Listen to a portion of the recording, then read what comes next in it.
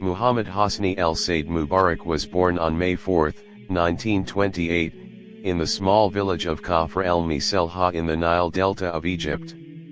His beginnings were humble, rooted in a rural family that valued discipline and perseverance. From his earliest years, Mubarak was marked by a stern sense of order and a quiet ambition that would later shape his long rule. He grew up in a time when Egypt was still under the shadow of British influence, when the call for independence and self-determination resonated across every corner of the land. The young boy who studied diligently in village schools would one day rise to control the nation for 3 decades, through war, peace, and upheaval. Mubarak chose the path of the military, a road many of his generation considered both honorable and essential in a country that had long endured foreign control and internal weakness. After excelling in his early education, he enrolled in the Egyptian Military Academy, graduating in 1949. Yet Mubarak was not satisfied with being a regular officer. He had a particular fascination for the Air Force, the newest and most modern branch of Egypt's military, and he was determined to carve his destiny in the skies. He went on to the Air Force Academy, graduating in 1950, and quickly made his mark as a disciplined and ambitious pilot. Egypt in the 1950s was transforming under the rule of Gamal Abdel Nasser, who had overthrown the monarchy in 1952 and set Egypt on a path of Arab nationalism and confrontation with Western powers.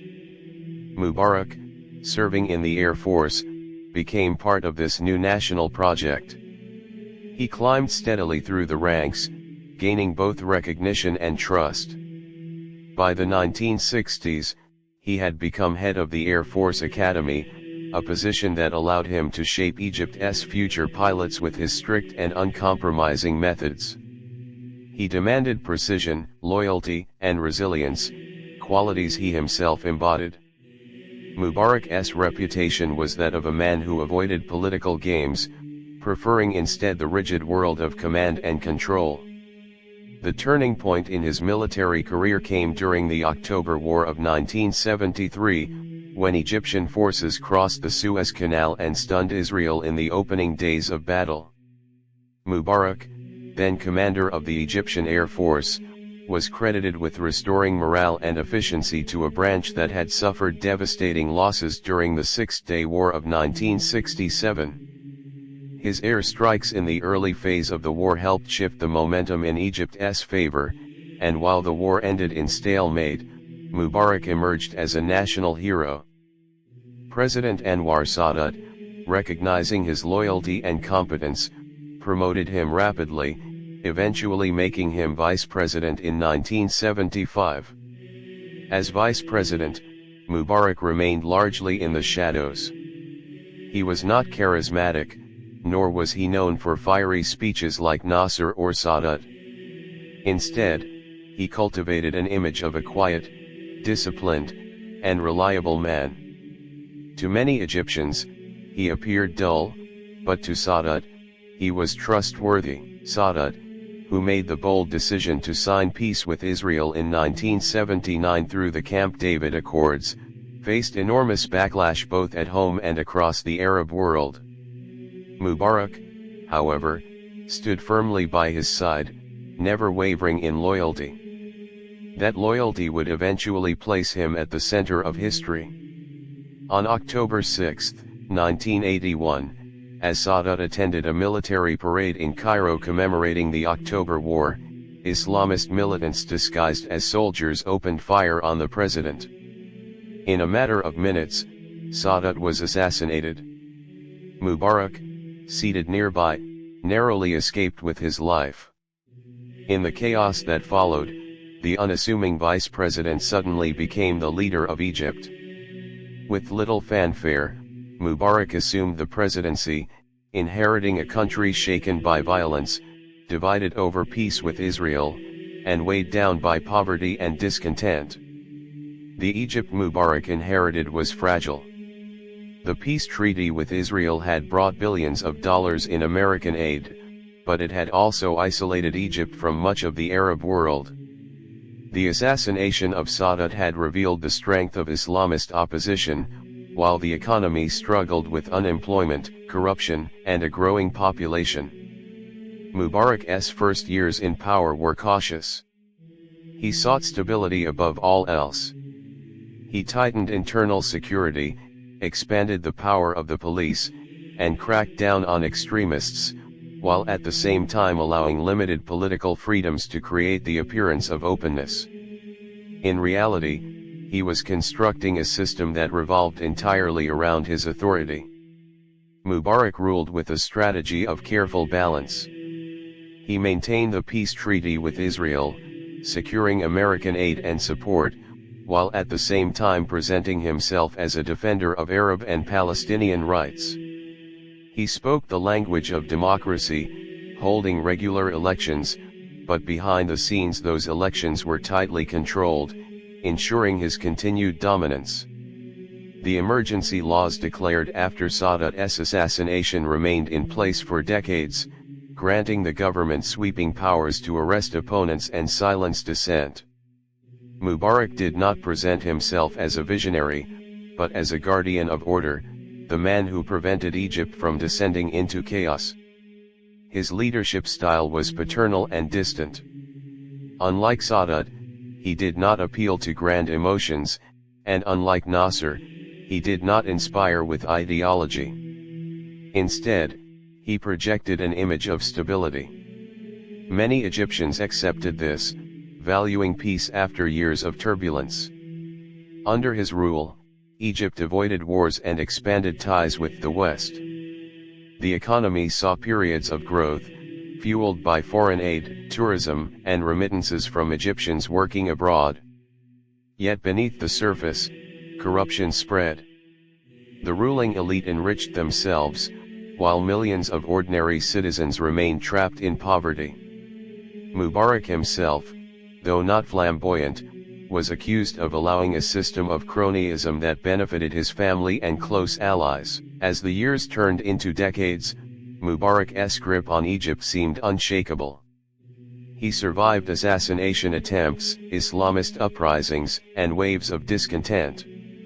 To his supporters, he was the man who kept Egypt secure in a region often defined by war and instability. To his critics, he was an authoritarian ruler who suffocated political life, repressed dissent, and ruled through fear. Mubarak appeared unbothered by such criticisms.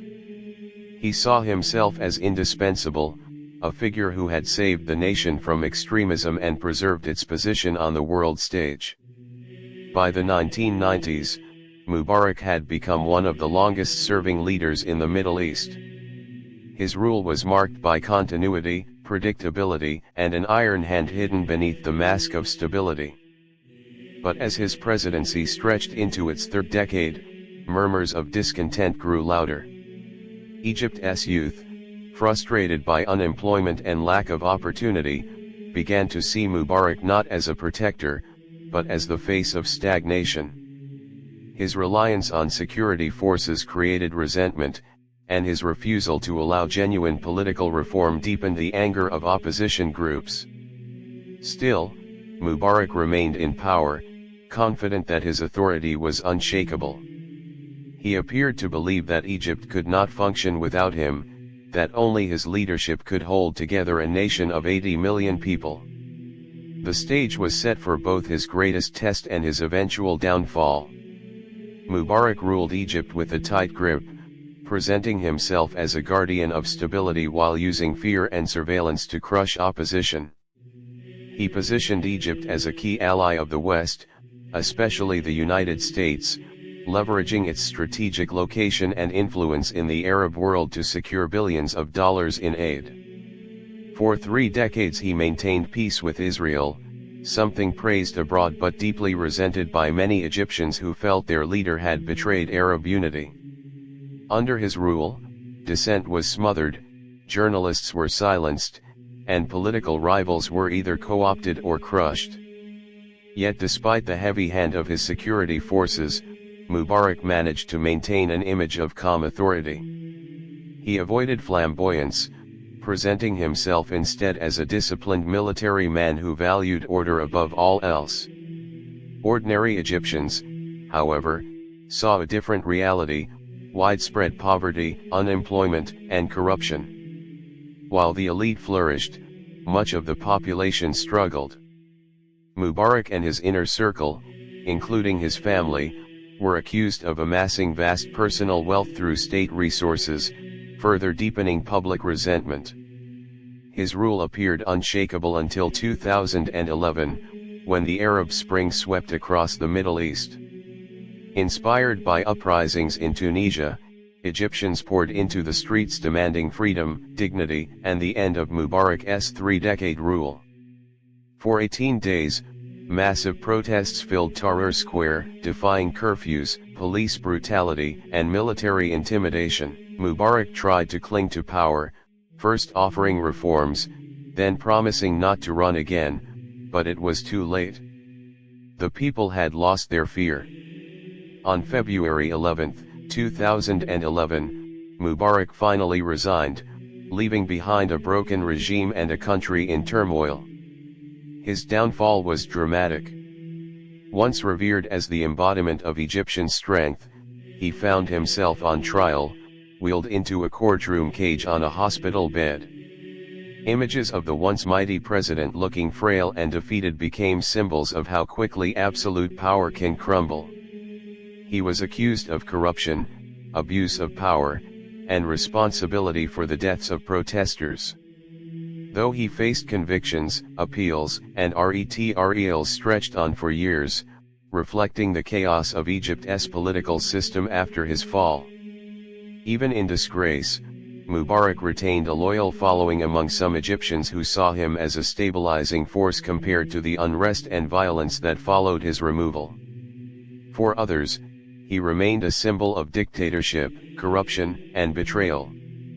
He lived his final years in relative quiet after being released from detention, a shadow of the man who once ruled with iron certainty. When he died in 2020, his legacy was as divided as his reign. Some remembered him as a defender of Egyptian sovereignty and a war hero of 1973, while others saw only the despot who crushed freedom for 30 years. His life was the story of a man who promised order but left behind scars that Egypt still carries.